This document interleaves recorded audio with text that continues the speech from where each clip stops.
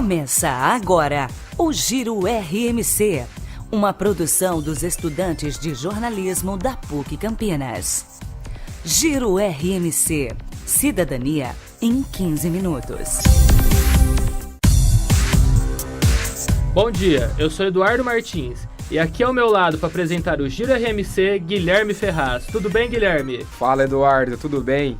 No programa de hoje vamos abordar o antigo problema das enchentes na Princesa do Oeste. Será que tem solução? Também vamos falar da construção da ponte que liga Barão Geraldo a Paulínia e das áreas de risco de Valinhos por conta das chuvas. E ainda um encontro de motociclistas em Arthur Nogueira. Giro RMC, cidadania em 15 minutos. Problema crônico de Campinas há várias décadas, as enchentes na Avenida Princesa do Oeste causam estragos e atrapalham a vida de muita gente.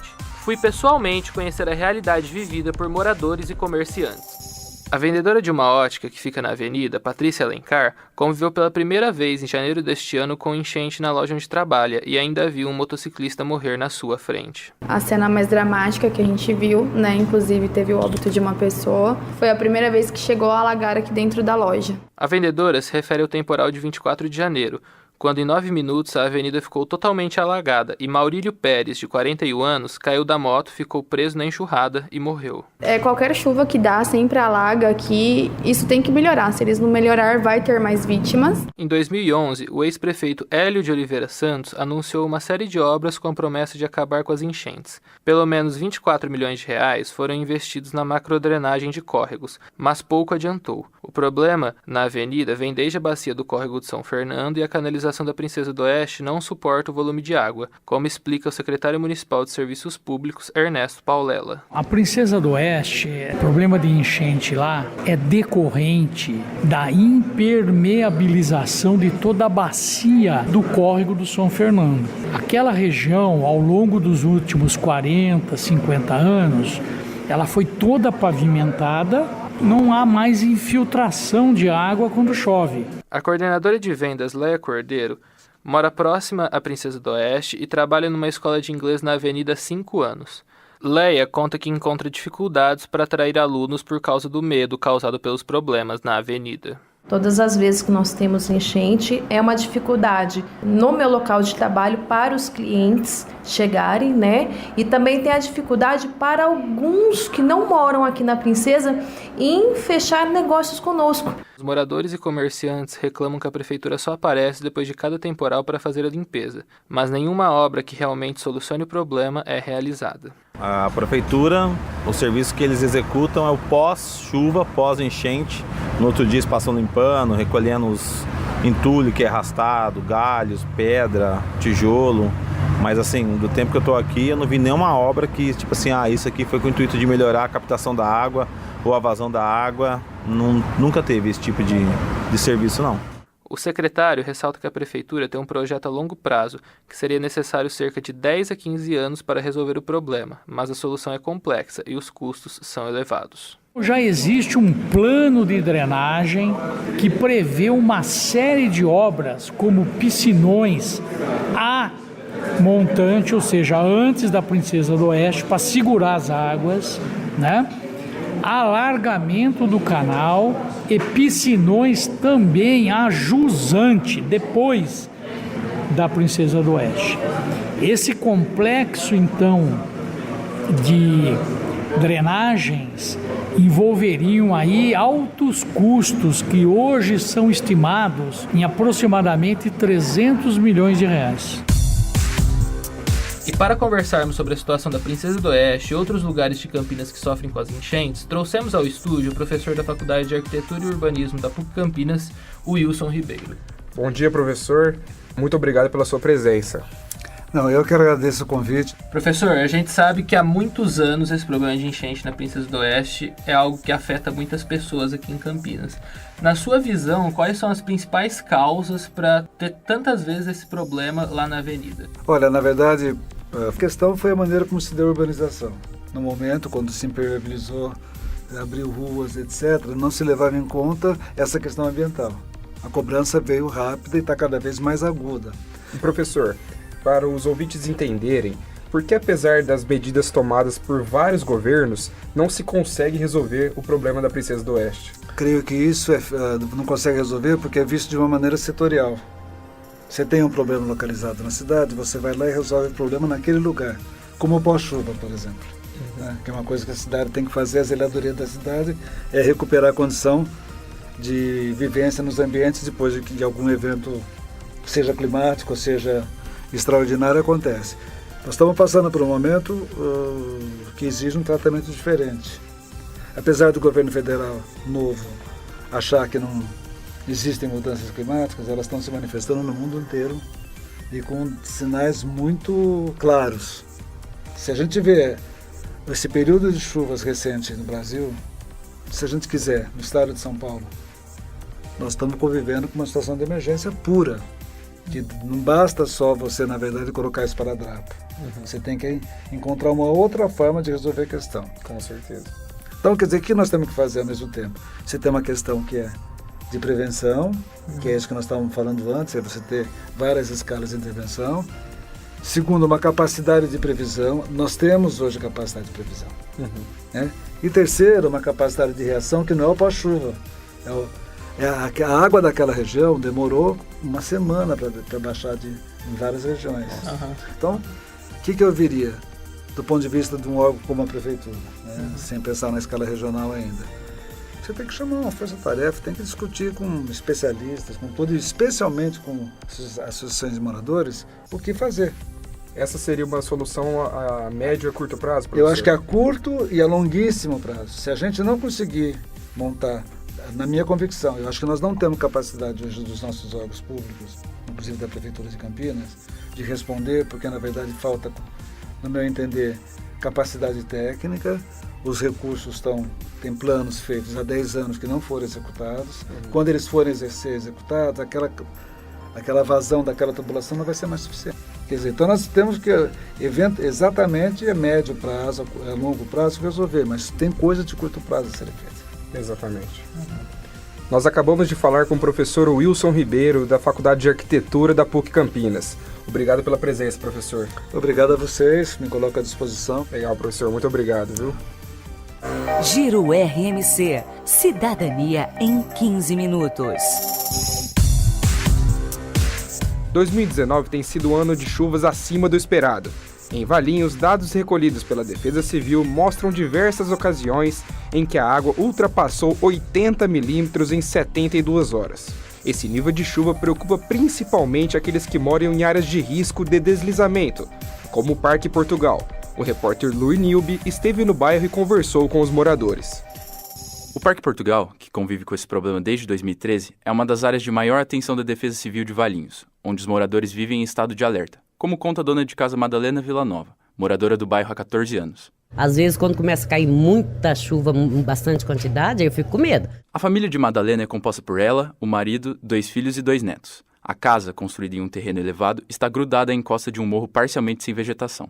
Na família, quando perguntei sobre o medo, as opiniões se dividem. O marido de Madalena e dono de um estabelecimento no próprio bairro, Sr. Manuel, abre um sorriso e diz tranquilamente: Não, eu não, sinceramente, eu não me preocupo não. Você sabe que se tiver de acontecer, né, fazer o quê? Mas a gente espera e pede a Deus que nunca aconteça, né?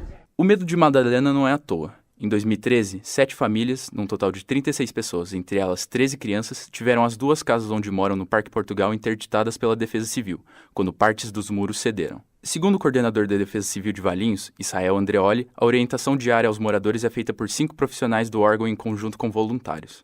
Normalmente são feitas diariamente, mas nós temos uma série de demandas a atender na Defesa Civil.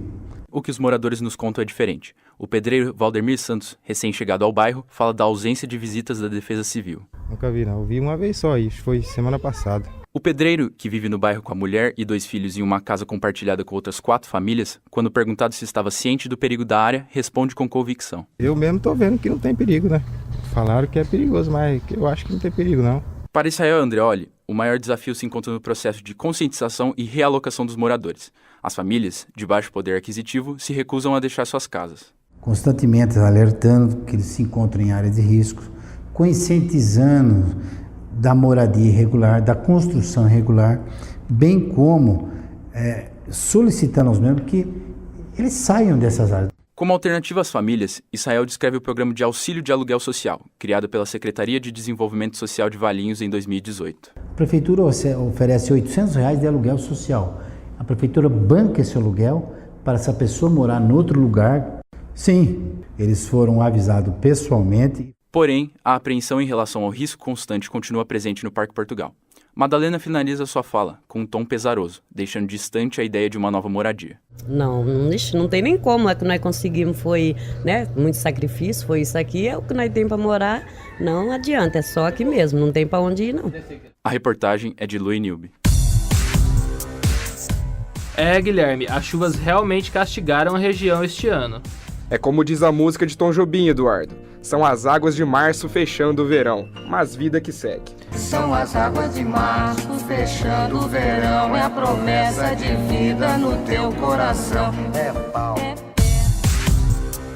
Agora uma notícia boa. As obras da ponte localizada na Estrada da Ródia, que liga o distrito de Barão Geraldo a Paulínia, interditada desde 2014, devem ficar prontas em julho desse ano. Confira na reportagem de Daniel Salcedo. Em outubro de 2018, começaram as obras na ponte localizada na Estrada da Ródia. Ela foi fechada em 2014 após laudos técnicos apontarem risco de queda. Antes do fechamento, diariamente passavam pelo local uma média de 4.000 carros. Pelo fato de ser uma das principais vias que liga Paulínia a Barão Geraldo, a interdição da ponte causou transtornos nesses mais de 4 anos. Muitos motoristas que utilizavam essa ponte na Estrada da Ródia precisavam usar um desvio, que faz com que o caminho fique mais longo.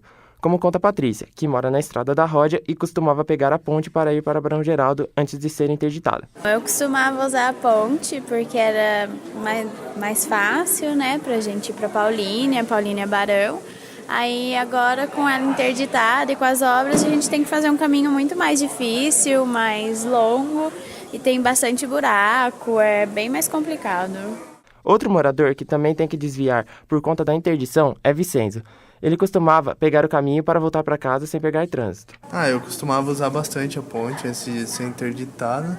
Aí agora com as obras eu vou poder ir para Paulínia como eu costumava fazer. E finalmente as duas prefeituras entraram em acordo. Por estar situada entre 2 municípios, a responsabilidade da obra é dividida entre as 2 cidades através de um termo de cooperação.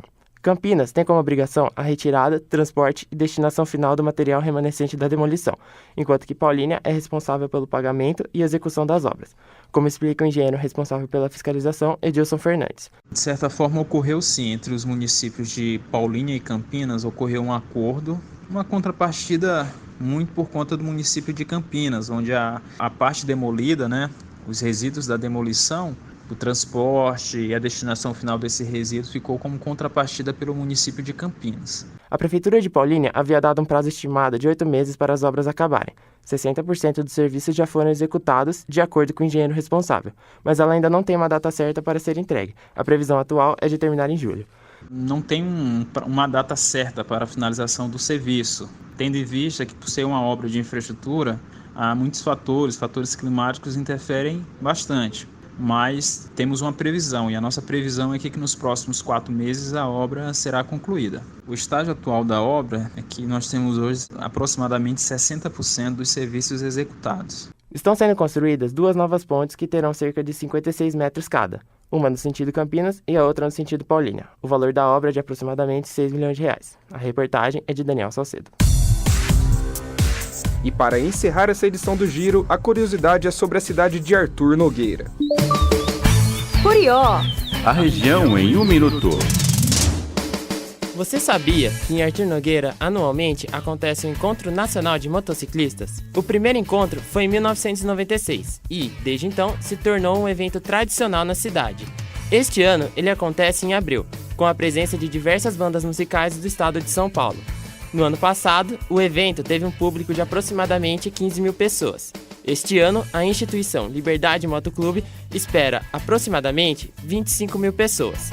Além de música, o encontro tem apresentações de moto-wheeling, acrobacias motociclísticas e vai contar com praças de alimentação, lojas de artigos para motociclistas e muito mais. Dando atenção também no foco filantrópico, o Encontro Nacional de Motociclistas de Arthur Nogueira conta com espaço para entidades assistenciais da cidade que promoverão a venda de produtos alimentícios. O evento já se tornou uma referência nacional e encontro para motociclistas.